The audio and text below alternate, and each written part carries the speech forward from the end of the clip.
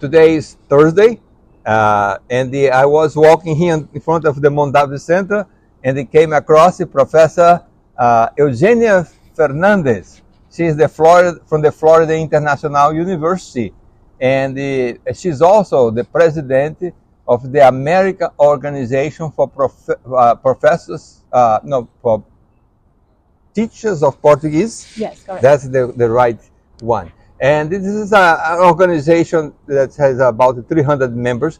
But before anything, let me talk to her about her academic career that started here at UC Davis. She's now a professor there at the FIU, Florida International University, but everything sort of started here at UC Davis. Is that right?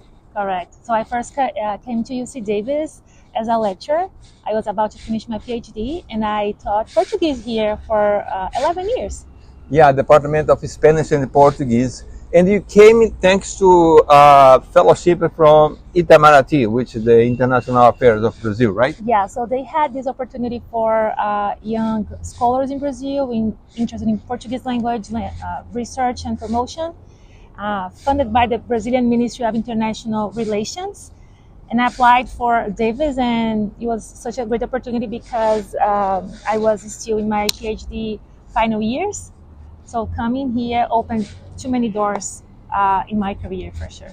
So tell me a little bit about the organization, the American Organization for Teachers of Portuguese. Yeah, so AOTP is about to be 20 years old, and it was started by local teachers in Miami, but now we have this broad reach nationally, and we exist pretty much to affirm and disseminate the Portuguese language in basic education and also in higher education to support teachers, research, and also the communities, especially the diasporic communities, and on how to keep Portuguese as part of their heritage and identity.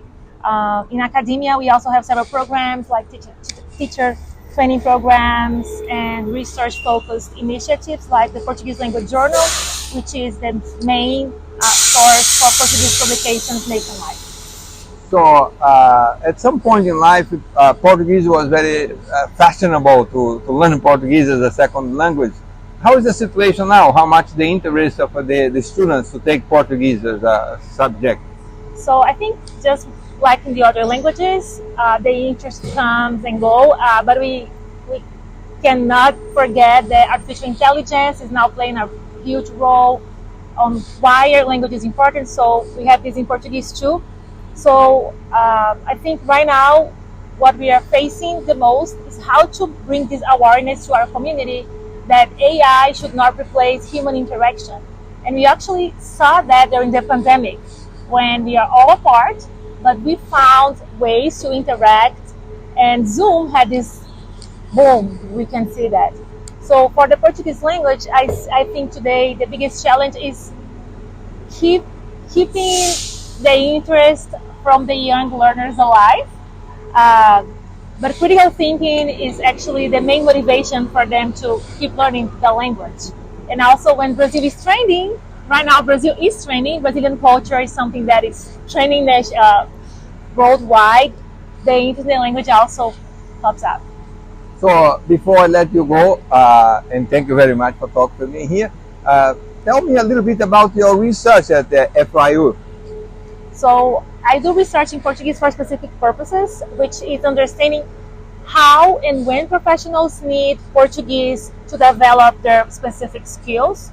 And I focus on 5 main areas: medicine, diplomacy, environmental rights, law, and public policy. So what I do is help these professionals to understand how they can use Portuguese in their careers. And I do that collecting data pretty much from job offers, official documents, and interviewing other professionals who are already in the field. And the idea is to develop curriculum for new professors who are building courses for Portuguese for business or Portuguese for medical professionals. And Portuguese is now a critical language in the US, which means that the US government has labeled the language as a language of critical need. So we see this need for people who know how to use Portuguese at this professional level to go overseas, to become diplomats, and help in these negotiations. So this is what I do. That sounds a very interesting research. And thank you very much for talking. Thank you, Dr. Leon. Good to see you.